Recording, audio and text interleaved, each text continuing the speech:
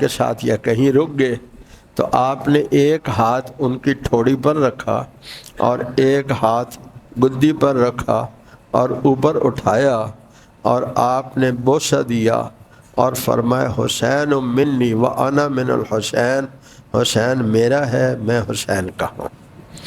کچھ لوگ ترجمہ کرتے ہیں حسین مجھ سے ہے میں حسین سے ہوں۔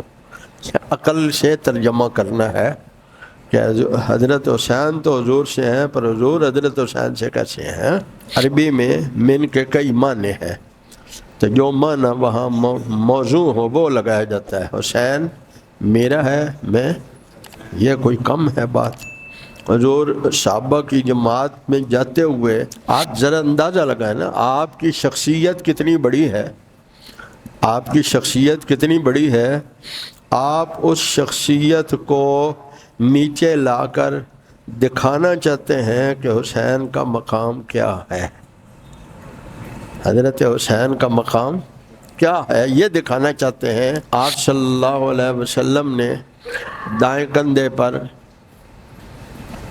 دائیں مونڈے پر حضرت حسن کو اٹھایا، ایک مونڈے پر حضرت حسین کو اٹھایا، ایک کندھے پر یہ ہے، اور کبھی اس کو نیچے کر کے اس کا بوسہ لیتے ہیں، کبھی اس کو نیچے کر کے اس کا۔ کسی نے کہا واہ واہ کیا کمال کی سواری ہے، واہ کیا کمال کی سواری ہے۔ آپ نے فرمایا دیکھتے نہیں ہو سوار کتنے کمال کے ہیں۔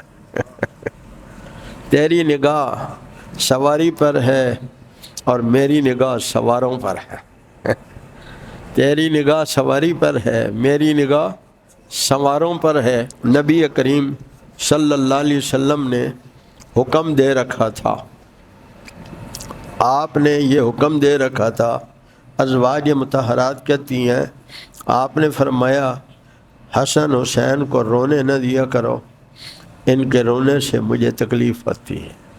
حسن و حسین کو رونے نہ دیا کرو، ان کے رونے سے مجھے تکلیف ہوتی ہے۔